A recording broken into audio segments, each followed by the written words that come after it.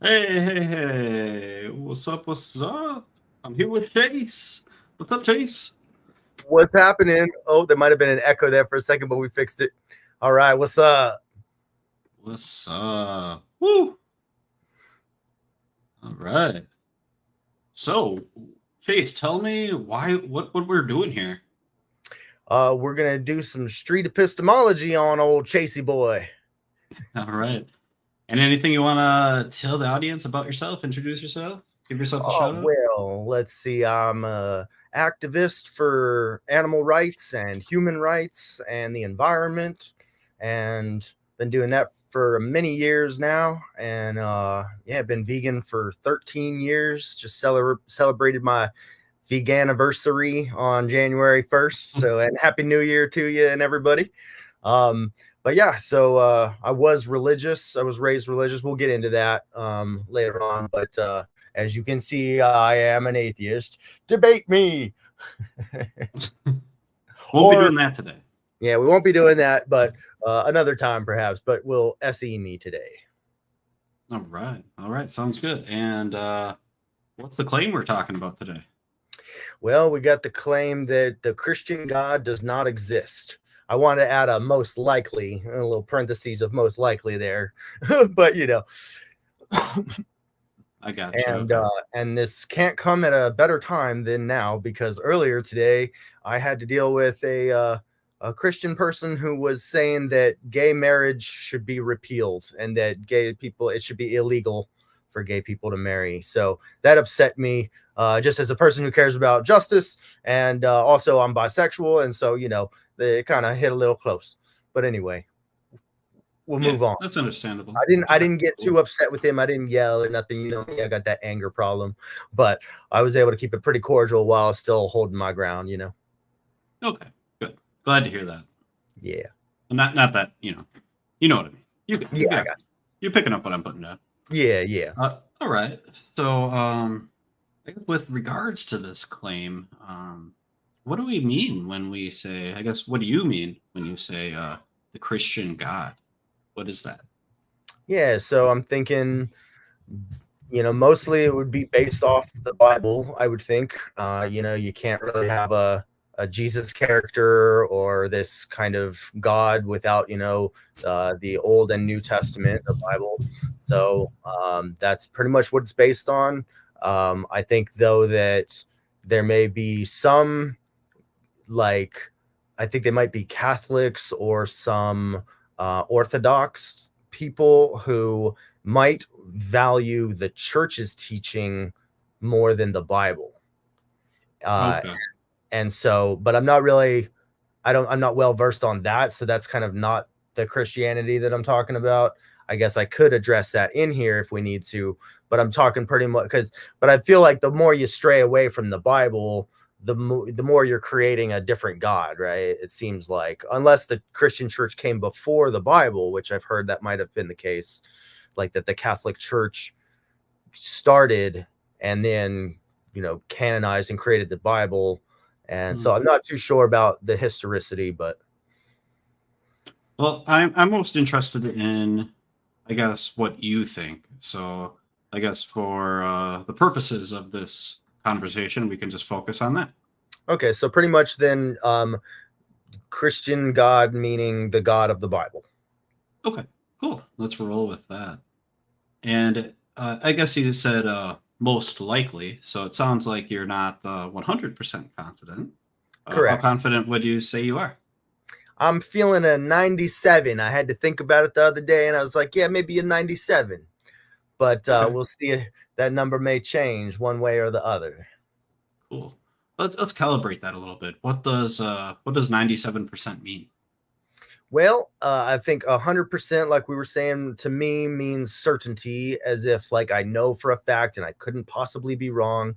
But I try to be, you know, pretty a little open minded to new evidence, new information, to the fact that I've been wrong thousands of times in my life, you know, and this may be one of them.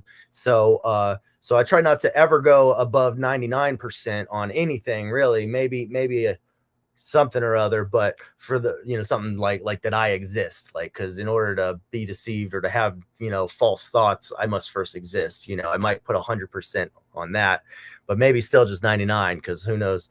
But 97 instead of a 99, I guess, is what we're looking at. So it's just because, yeah, maybe there's something out there that I'm missing. And it's a really heavy book.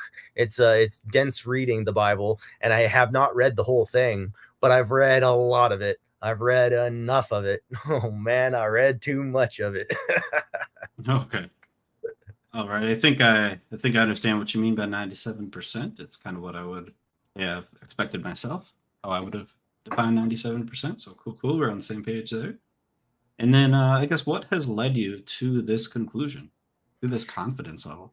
Yeah, so several things, I have my personal story, which we could go into, but it's kind of multifaceted. It deals with me, like I was a Christian, and I read a lot of the Bible, and that convinced me to leave Christianity because I didn't like what I was seeing in the Bible, or at least a lot of it. Some of it's good. There's some good stuff in there, but a lot of really concerning verses about, you know. So, well, I guess I should say this. So there's contradictions that got me, thinking skeptically about this book. There's moral atrocities, or what I consider to be a moral atrocity, that's promoted in the Bible. There's anti-scientific things like a talking donkey and a worldwide flood with no evidence. And, it's historically inaccurate in many ways. And it just seems like there's no sufficient evidence of this God existing. And it seems to me that the Bible is more likely just written by humans, just an old book written by humans. So I wanted to kind of spend a few minutes focusing on the contradictions to kind of illustrate what I'm talking about. If now sounds like a good time for that. Sure. Yeah. I guess is the contradictions the most, the biggest reason, the biggest piece of that pie chart that gets you to your 97%? Well, it's hard to say because an overview of the reasons why would be that, yeah, there's contradictions, and the moral atrocities don't seem to fit with, with my value system. And other things like the problem of suffering, like I don't understand why, like most, like, I mean, there's so many like babies with cancer and stuff like this, where it's like, well, the baby didn't do anything, why do they have to suffer? I wouldn't create a world like that. So why did God create a world like this? It makes more sense that a God doesn't exist and didn't create a world like this if he's loving and powerful. So it seems like there's a better explanation for this problem. And like I had, like, me specifically leaving religion was mostly due to, like, after I had left Christianity because of the moral atrocities in the Bible and the contradictions in the Bible. I was still a theist for a few years, and I left that because I just couldn't reconcile the problem of suffering of, like, because like I said, I had gone vegan and I started caring about the animals in my late 20s, and I started thinking, like, most baby animals born in the wild die as baby animals. They don't reach maturity because they get, eaten alive by predators, or they starve to death, or they freeze to death. And I just don't understand why a good and powerful God would create or allow a world that has so much extreme suffering for innocent individuals. Okay. But yeah, but I mean, maybe the God is evil, maybe a God exists and he's evil, or maybe the God wants to help but isn't all powerful. Maybe the God has good intentions but can't help as much as we'd like, but then that doesn't really explain, like, the beauty and complexity of the universe. Like, if he's able to do that, you'd think he'd be able to prevent child cancer. But Sure. yeah. What would your confidence be if, like, I guess the God of the Bible but he's evil. Would your confidence decrease? Would it be like more of a 50%, or where would we be sitting? Well, I mean, that would maybe help in the moral aspects, because yeah, like I said, a god could exist and be evil, but that is problematic for the Bible because it mentions in many places that God is loving and forgiving and merciful and patient and all this, and so it doesn't seem to add up. So there's still the contradiction aspect and the unscientific aspects. Okay. I think I understand what you're saying. Yeah, and I don't want to focus on the science aspect because I'm not super great with science, but there's no evidence in the scientific community or the consensus of a global flood at any time in the past, Okay. 10,000 years or past that. Gotcha. Would the flood have to have occurred for the God of the Bible to exist? Well, I mean, we could say maybe what happened was the whole rest of the Bible is true and accurate, except for the flood story. Mm-hmm. Maybe that's the case. But the problem is Okay. there's a whole bunch of other contradictions and unscientific things littered throughout that book. And so it's like you'd have to take Okay. out all of those pieces to make it a non-supernatural book, to make it a natural book that also then you have historicity problems. Okay.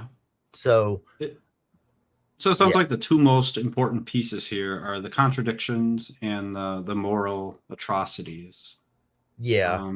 I think we'll probably have time to talk about both. I guess which would you like to talk about first? Cool. Yeah, we'll probably start with the contradictions, and I can spend Okay. a few minutes on that if that's okay. Yeah, sure. I guess if you want to explain, what a contradiction is, maybe give an example, and we'll go from there. Well, I guess a logical contradiction in philosophy would be um, a proposition and its negation in conjunction, I think.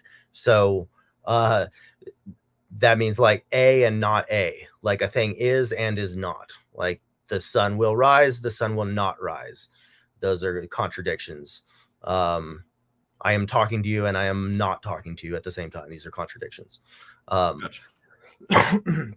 So specific contradictions in the Bible are as such, and this is not the full list. This is just a few, but here we go. So in 1 John 4:8, the Bible says that God is love, and in 1 Corinthians 13:4, it says love is kind. But how is it loving or kind for this God to command people to kill infants in 1 Samuel 15:3 and Numbers 31:17? How is it loving or kind for this God to tell people it's okay to own slaves for their whole lives in Leviticus 25:44 through 46, and that people could beat their slaves in Exodus 21:20 through 21? How is it loving or kind to say gay people should be executed in Leviticus 20:13, and that good people burn in hell for eternity simply for not believing this book?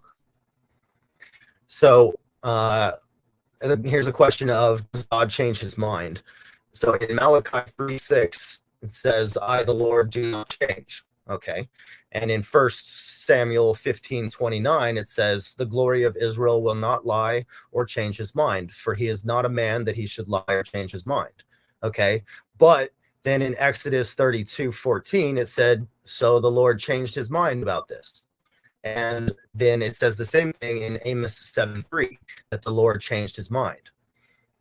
So I'm left wondering, does God change his mind or not? In 1 Kings 4:26, it's written that Solomon had 40,000 stalls for his chariot horses, versus 2 Chronicles 9:25, where Solomon is reported to have only 4,000 stalls for his chariot horses. 40,000 versus 4,000. I don't know which it is. Mark 5:1 through 20, it reports that it's one man possessed by the devil, and Matthew 8:28 through 34, which describes two men being possessed. And then there's the question of who was Joseph's father. In Matthew 1:16, Jacob was the father of Joseph, versus Luke 3:23, Joseph was the son of Heli. Now, who incited David to count the fighting men of Israel, God or Satan? In 2 Samuel 24:1, it says, the anger of the Lord was kindled against Israel, and he moved David against them, saying, go and number Israel and Judah. So it was the Lord that said that. But in First Chronicles 21:1, it says that Satan stood up against Israel and provoked David to number Israel. So that's a pretty big discrepancy. Is it Satan or God? Next, we've got John 1:18. No man hath ever seen God at any time, versus Genesis 32:30, where Jacob says, I have seen God face to face. And then we have Leviticus 24:19 through 22, where it says, if anyone injures his neighbor, whatever he has done must be done to him. Fracture for a fracture, eye for an eye, tooth for a tooth. I am the Lord your God. Versus Matthew 5:38 through 39, where Jesus says, you have heard that it was said, eye for an eye and tooth for a tooth. But I tell you, do not resist an evil person. Let's see. Yeah, and then Jesus says, if someone strikes you on the right cheek, turn to him the other cheek also. Yeah. Next is Romans 10:13. Everyone who calls on the name of the Lord will be saved. Versus Matthew 7:21. Not everyone who says to me, Lord, Lord, will enter the kingdom of heaven. Now we got Luke 23:32 through 43. The crucifixion of Jesus. So one man is on the cross next to Jesus and insulting him, and the other man is on the cross praising Jesus and asks for forgiveness and tells the other guy on the cross to stop insulting Jesus. That's in Luke. But in Mark and Matthew, specifically Mark 15:27 through 32 and Matthew 27:38 through 44, both men on the crosses insult Jesus, and no one asks for forgiveness. And what were Jesus's last words? Matthew 27:46 through 50, Jesus cries out, my God, why have you forsaken me?" before yielding up his spirit. Versus Luke 23:46, Jesus says, Father, into your hands I commend my spirit. I commit my spirit, and then dies. Versus John 19:30, where Jesus says, it is finished, and then bows his head and gives up his spirit. So this is just a very unreliable account of events that are transpiring. Almost done here. How many women visited Jesus's tomb and found it empty? According to Matthew 28:1, this account mentions Mary Magdalene and Mary, the mother of Jesus, Mary, the mother of James, visiting the tomb. So Mary Magdalene and Mary, the mother of Jesus. And then in Mark 16:1, it says it has the same two Marys mentioned again, along with Salome. Versus Luke 24:10, this version includes Mary Magdalene, Mary, the mother of James, not Salome, but Joanna, and then other unnamed women. And then in John 20, verse 1, this account mentions only Mary Magdalene. And it's a pretty big story, like of them finding the missing body. This is like supposed to be evidence. These are supposed to be like eyewitness testimonies that people rely on to be true about what happened to Jesus before and after he died, as a measure for their salvation, right? So Matthew 28, how many angels were at the tomb, right? So Matthew 28:2 describes only a single angel, versus Mark 16:5 mentions a young man interpreted by many as an angel. Luke 24:4 refers to two men, often were interpreted as angels.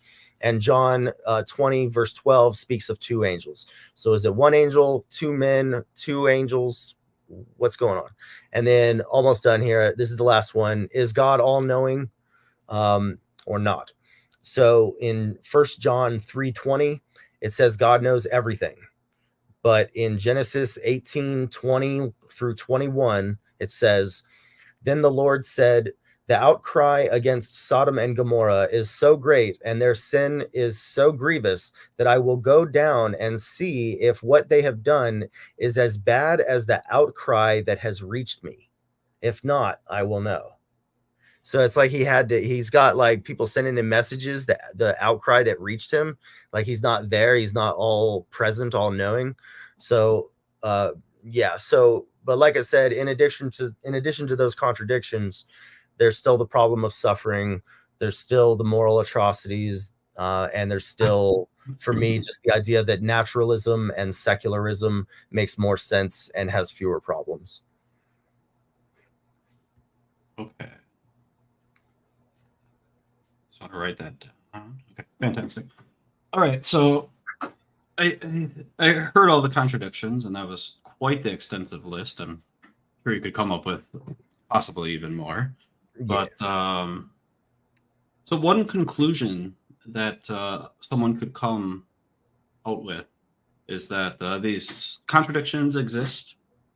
Therefore, because these contradictions exist in the Bible, the God of the Bible does not exist. And it sounds like that's kind of the conclusion that you have come to, or at least this is part of that pie chart, I guess you could say, right? Yeah. Are there any alternative explanations that could explain these contradictions? Well, like we were saying earlier, maybe it's possible that all of these contradictions and the many other contradictions, like if I made a full list of all the contradictions that, or what seem to be contradictions, if for one, all of those contradictions could be explained to me in a way that made sense, to where it's like, oh, it's not a contradiction, it's just my bad interpretation or whatever, then that would lower my confidence. Or if or if those, were you asking like if those coincidences weren't, or if those contradictions weren't there at all, or I was convinced that they were no longer contradictions? I mean, That would kind of be my next question. I guess I was just asking, like, could there be another explanation to why these contradictions exist other than the conclusion of there not being a God exists? Not not being the Christian God. Yeah. Yeah. I mean, it could be that wherever there's a contradiction, between two or more verses, we'll just say two verses for now, that one of those verses is real. Who the hell knows which one, but one of them is real and the other one was just a man-made addition that got snuck into God's word. But that makes it so that it's like, well, we have to do this serious dissection of which parts are God's word and which are not, and how do you know? And there's so many parts like that, so many contradictions that would have to be sorted out or explained away, that by the time you're done with it, you're left with 5 pages in the Bible. You know what I'm saying? Like, that's a joke, but like it'd be just a thinning of the book, that I don't know what that God would look like at that point.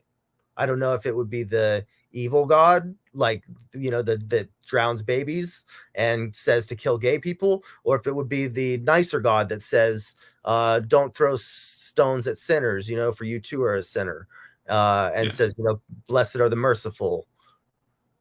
Okay.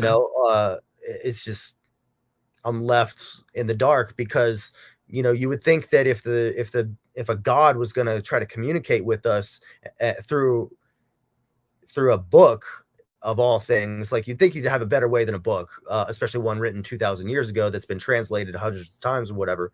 But you would think that he'd be able to protect that book from corruption, protect it from, with his almighty power, from being corrupted by the hands of man, writing in additional verses, because now we're just left in this state of confusion. Okay. Let's try to think of hypothetically here. Okay. Let's say that you read the Bible and you go through it, and you've somehow determined that you were able to figure out the which verses are the correct version, I guess, which ones are true with the ones that contradict, right? And let's say you read through it and you come to the conclusion that the true ones are the good guy, God, the real nice guy, you know, the one that's loving, etc. You know, if you came to that conclusion, what would that do to your confidence? Would you still be at 97%?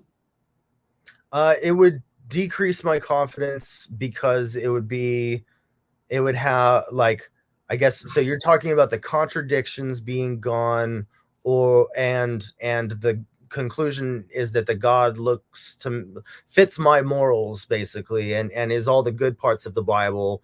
So there'd be no hell, like there'd be no persecution of the gays, no subjugation of women, no slavery, etc. um um but there'd still be the problems of it being highly unscientific. Like, just because a book is moral and um and doesn't have any contradictions in it doesn't mean that it's a divine book. There could be Mm-hmm. plenty of books written by humans that have good moral instructions and no contradictions, but that doesn't mean that it's written by a god, Okay. or that it demonstrates that a god exists in any way.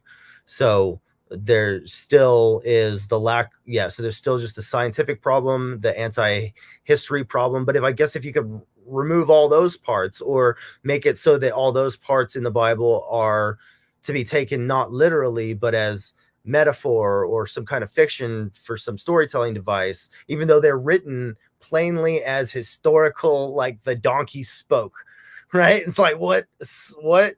But like, if all that were to happen, then there would still be the problem of suffering. Why would this God create and allow a world with childhood cancer and all this? And probably maybe more problems as well, but I'm not sure. Okay. Okay. So I think of what I'm hearing is if you came to that conclusion, you might have difficulty coming to that conclusion just because of suffering that you observe. At least that's kind of what I think you were saying. Kind of like you said, there'd still be the problem of suffering, so you might not come to that conclusion that this God is good. Um, Or powerful. Like, if we start or to all, take yeah, away right. if we start to take away Something's got to give. yeah, something's got to give. If he's not all powerful, if he's not all, then maybe he can be all good but not all powerful. Like, he can be all good but not all powerful, Okay. or he can be all powerful but he's not all good if he's letting all this terrible stuff happen. I'll let like the last threads of my theistic belief was just hoping and believing that there were, on no evidence, but just taking it on faith, that this God, for which there is no evidence, that this God was allowing this suffering for some good reason, or that he wasn't able to stop it. Okay. But Is then that it just, possible? I mean, maybe, yeah. Like, that's why I'm an agnostic atheist. Agnostic atheist meaning, like, I don't believe in any gods, but I'm not claiming to know that no gods exist, because maybe there's an evil god or a trickster god, who's making the world look like, oh, it was evolution, here's, making it look like it was natural. But it's actually, that's just a trick by this evil god, maybe. Or maybe God is like a toddler. He's young and he doesn't have all the power, but he wants to help. Maybe he's a nice little kid, but so he wants to help get rid of childhood cancer, but he's not able to. It was just part of the way that the world came out when he made it. It was an accident.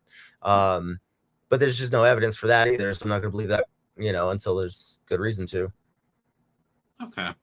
Gotcha. So it sounds like if the contradictions, if the moral atrocities, if those pieces that kind of got you to that 97%, if those were resolved, then you'd still wouldn't necessarily have a degree of confidence that this God of the Bible exists. You'd have more of a lack of belief at that point. So you probably wouldn't be confident either way. Is that what I'm hearing? I think I would still have, I might be more, I would lose confidence to some degree, but I'd probably still be over the 50% threshold, like somewhere, because like I wouldn't be totally, I think I would still I mean, to some degree, I'm still agnostic because I'm not fully 100%, you know. So I consider myself agnostic on this claim, even though it's a positive claim that the God does not exist, because I am tying in the most likely, which is my 3%. You know, the God does not exist, most likely. That the Christian God does not exist, most likely, and that's my little 3% because I'm at 97%. So, but um but if I lost the if I was appeased of the contradictions and moral atrocities problem, that wouldn't put me at the 50%. I might be at like 70 or 80 or something, because there's still the issue of the unscientific claims and the anti-historical claims that go against, you know, what most Okay. scientists and historians are saying. And also, like, the Christian God, like, that relies so much on supernatural, like unscientifically verifiable like claims, such as Jesus rising from the dead in order to pay for our sins, to, you know, to save us and stuff. Like, without a man rising from the dead, which is a supernatural thing, which seems anti-scientific, then you can't have it be the Christian God, it would seem. Mm. Hmm. I don't know If what you that was scientific, I don't know how it could be, but let's say people rose from the death from their deathbeds occasionally. after three And that days after after 3 days of, like, days. because the Bible, the way the story is written, it's not like he, you know, he died for a minute and somebody resuscitated him, you know. It's not like a medical resuscitation. It's like homie was Mm-hmm. dead for 3 days and rotting and stuff, or, you know, starting to rot, you know, or you would think. And then he got up, you know, so, and was all fine, and then rose to Yeah, heaven. So it's like, yeah, that seems relatively special, a special occurrence. yeah. So I guess, like, so Yeah, if, well, I don't know what kind of questions I, in your head right I now. guess if that occurrence wasn't so special, if that happened occasionally, you know, Yeah. and then you know some of the other historical things, like you were convinced that the flood, worldwide flood, was totally possible. You know? Yeah, I mean, Maybe I that. guess if all the reasons I'm giving were gone, then I wouldn't be so strong in my claim. I might Okay. go all the way to agnostic, or um maybe even believing at some point, if all those problems were gone, including the problem of suffering. Like, if that somehow was figured out or done away with, you know what I mean? Like, then I might, you know, there might still be reasons to not fully believe, or to not believe at all, but to be agnostic, to be more agnostic, you know. Or there might Yeah, be additional reasons that I haven't thought about that would be reasons to not believe that the Christian God exists. I like this question right here that Sasha just asked. Can the Christian Bible be wrong, mistranslated, editions, whatever, but the Christian God be real? Yeah, I kind of answered that earlier. Was that an old question? Because he might have Maybe. already. Well, he actually just did comment it like a minute Okay. ago. Okay. So I think it was basically, or do you remember what I had said about that? I can try I think you to. said that it would be a different God. Maybe is that what you said? Yeah, it seems like it wouldn't, you know, because there's so many parts of the Bible that would be, you know, additions or mistranslations, that it becomes an unreliable text, and you don't know which verse to trust, or if any to trust, you know. And it makes it clear that this was written by dudes and not some all-powerful divine hand. What would it take to? I mean, I guess we discussed kind of if if we remove this part, if we remove this part, blah blah blah.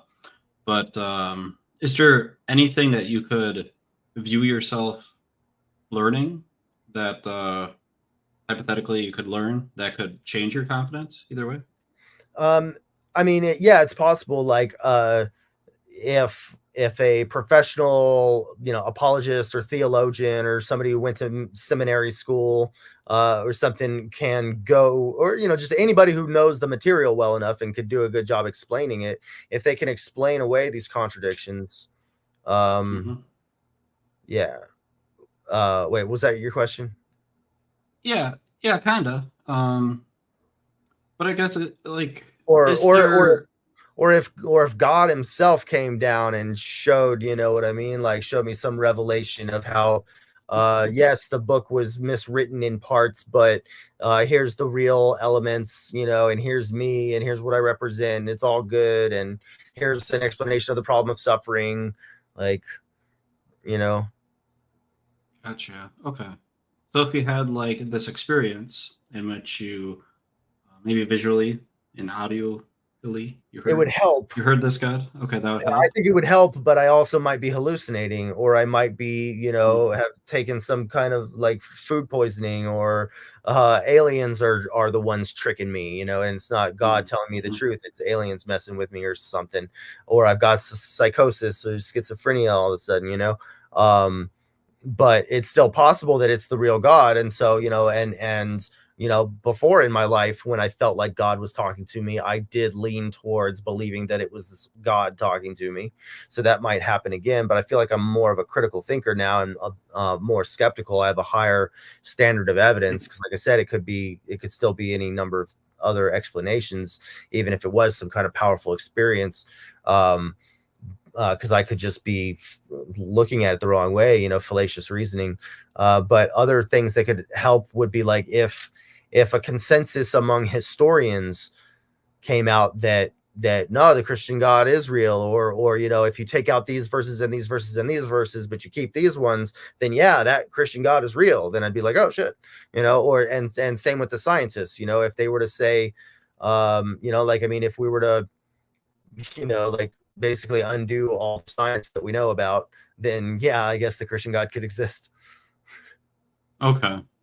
So it kind of sounds like, so you have this standard of evidence, and it sounds like an experience, whether that be visual or with your ears, inside your head, whatever. That might not meet that standard. Is It might there help. anything that would meet that standard?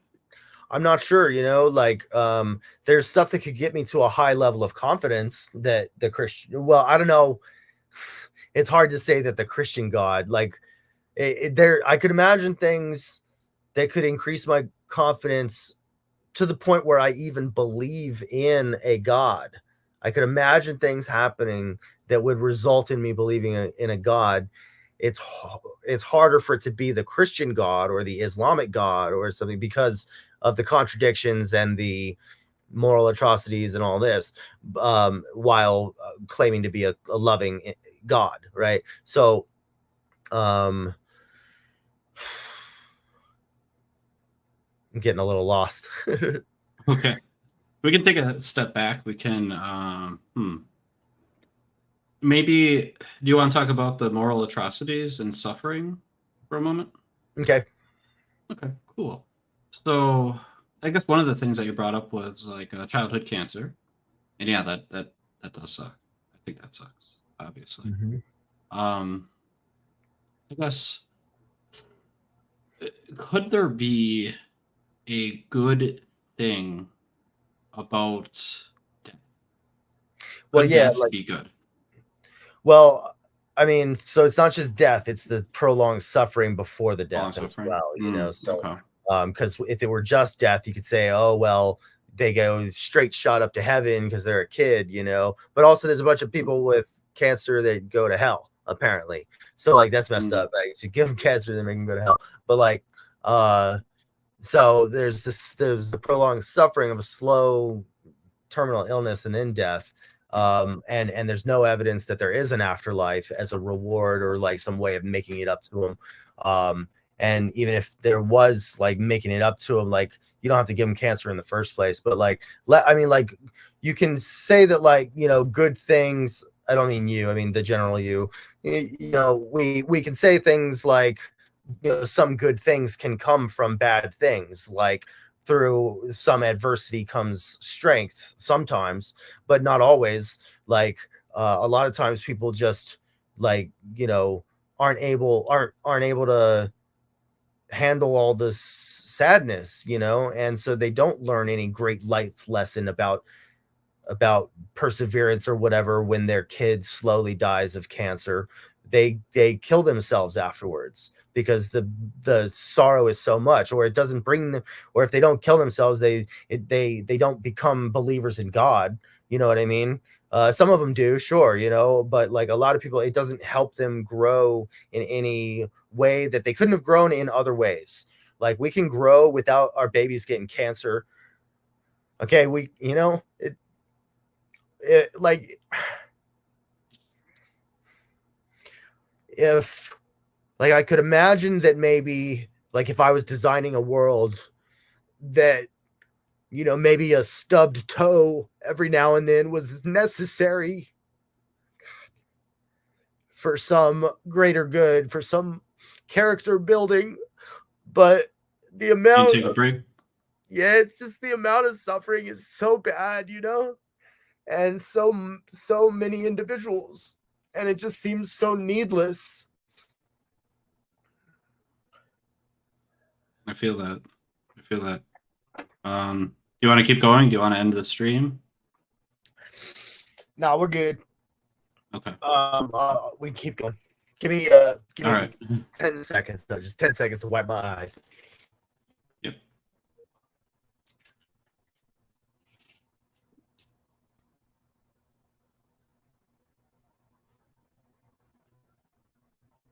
Well, while we're waiting, if you guys wanna, put some hearts in the chat for Chase, maybe you'd appreciate that.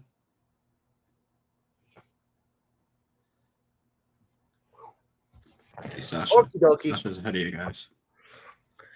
Thank you, Sasha. Okay, so what's up now? What you got for me? Moral atrocities?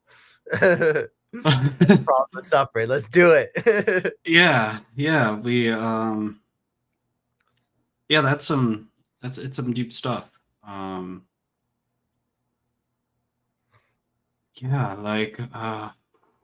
Man, where do you go from there? Well, yeah, so just to summarize that part again, so some good can come from suffering sometimes, but it doesn't always. And the suffering doesn't need to be so extreme for us to learn these lessons. And also there's like I said, like so many baby animals in the wild suffering in the cold and getting eaten up, eaten alive. Can you imagine being eaten alive? And like, so it just doesn't have to be to that extreme. And what did they do? They didn't do nothing. And we're not learning. Apparently, for thousands of years, this suffering to the baby animals in the wild has been happening. No humans have learned a lesson. Even to this day, it seems only the vegans seem to care. You know what I mean? Like, I gotcha. If you were to step into the shoes of this God and create the world from scratch, what would the world look like?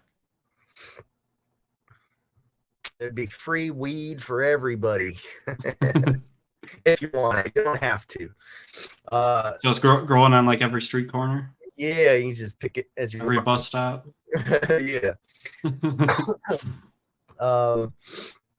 I could go all day about that, but I would start with like, no extreme suffering for anybody really, but especially the innocent young ones, Okay. Like, I mean, the scumbags like you and me, we deserve it, but no, I don't even think I wouldn't wish this shit on the worst enemy, man, because I'm not sure that I believe in free will, so like I think people are just in these circumstances doing these terrible things because like they just can't see the other way, and so that motivates me to try to have some empathy and some compassion for even people who I view as my enemies.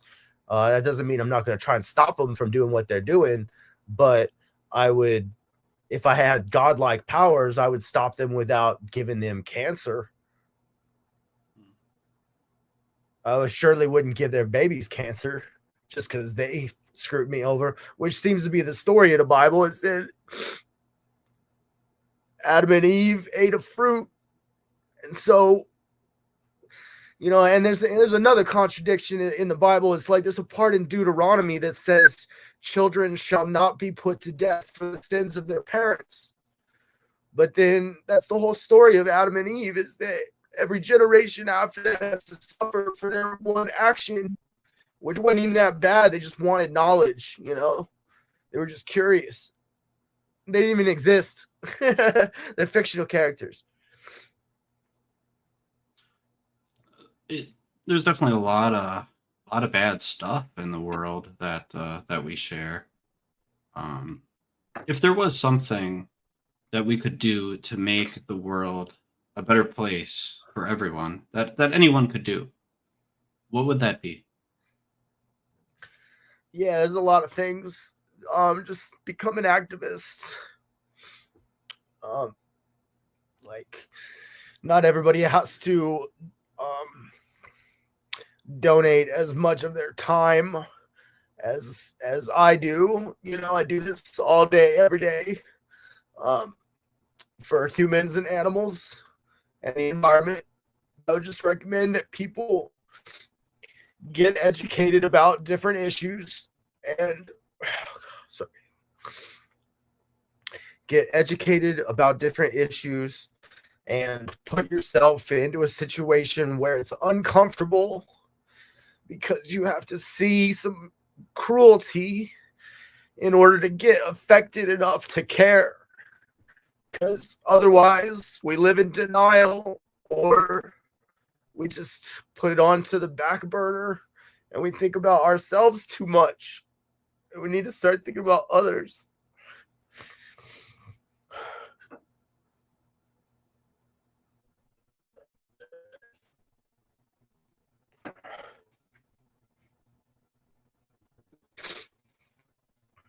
Yeah. So go vegan. Go vegan. I like it. I like it. Cool. Any other questions, buddy?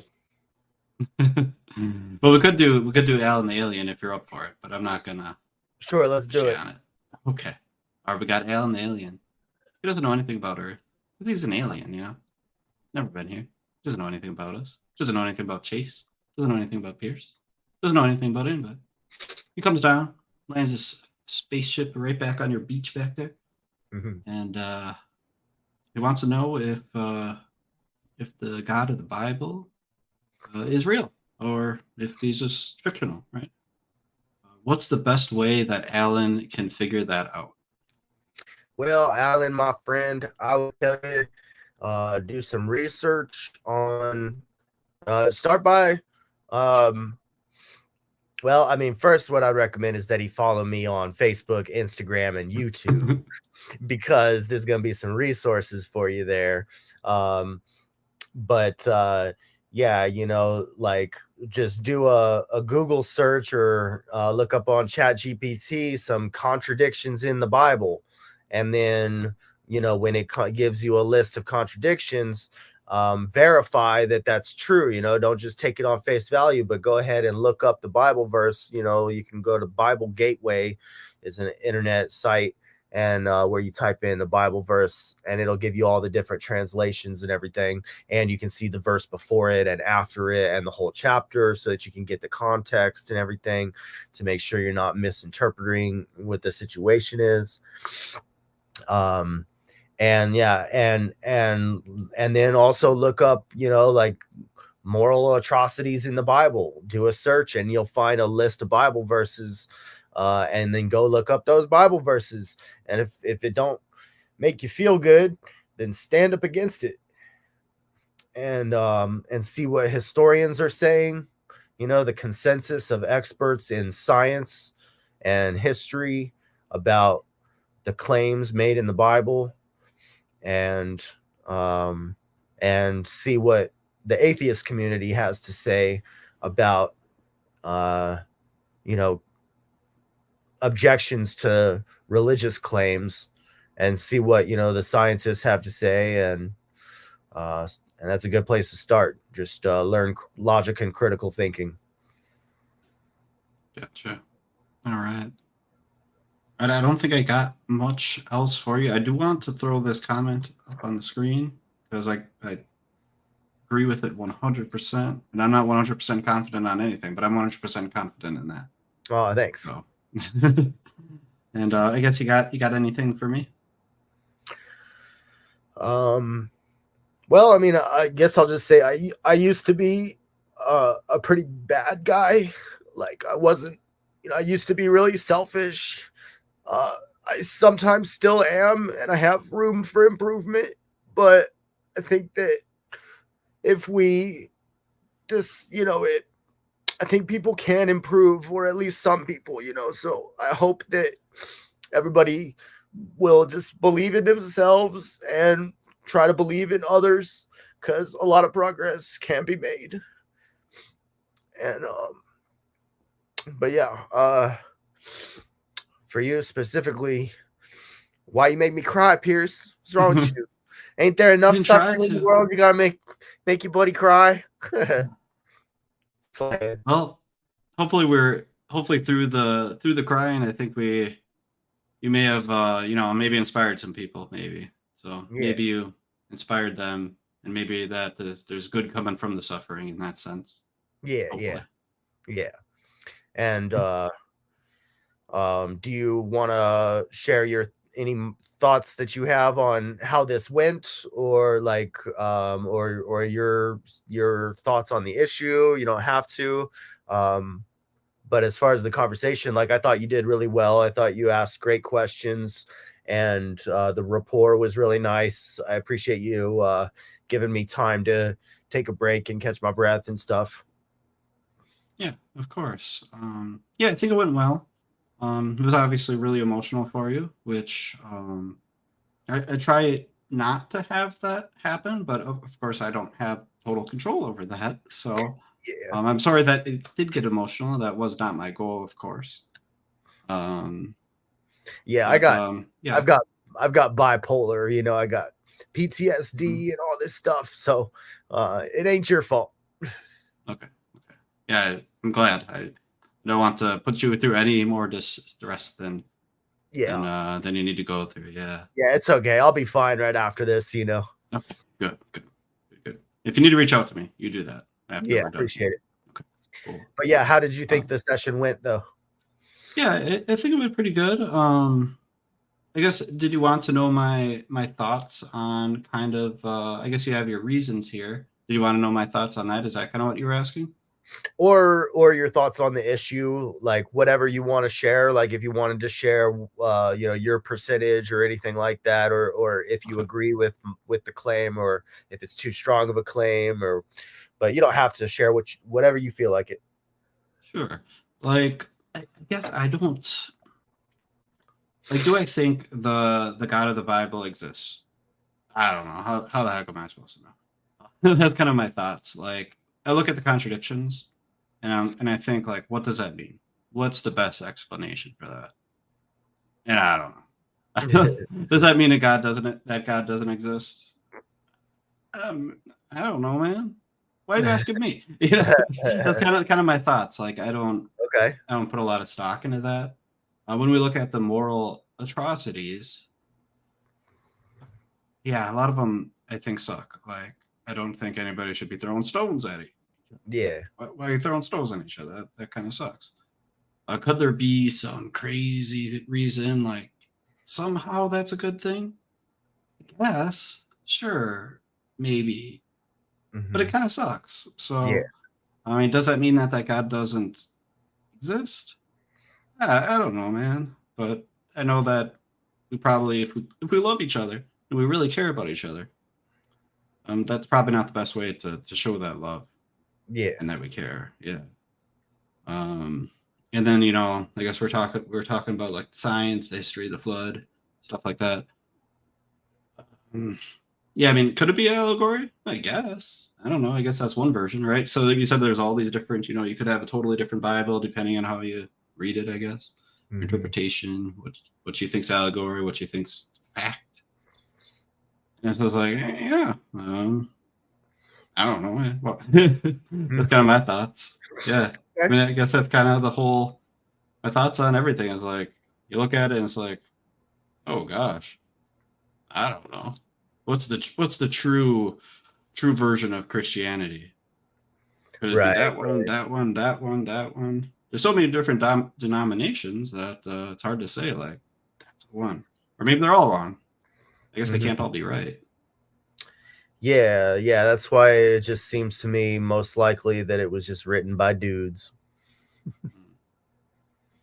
I see. Most likely. All right.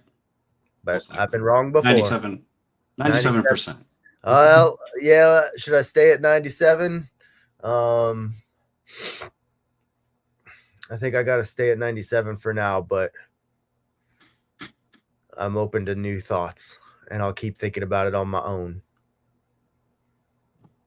And David just said, what if I told you God just told me to tell you both to send me $600? Well, I wouldn't believe you, but I'll tell you what, David.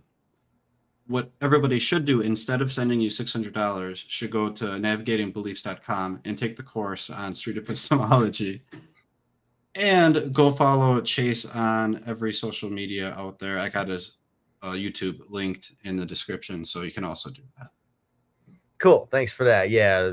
Facebook, Instagram, and YouTube. And you can follow Pierce Watkins if you're not already following him. You probably are if you're watching his show right now. And you can follow Today David, who just commented. And who else? What other street epistemologists should we plug right now? There's Sushi Thinks. Yeah, Sushi. We got Mighty Conversations. Matt with Mighty Conversations. Yeah. And we have we have the Discord channel as well.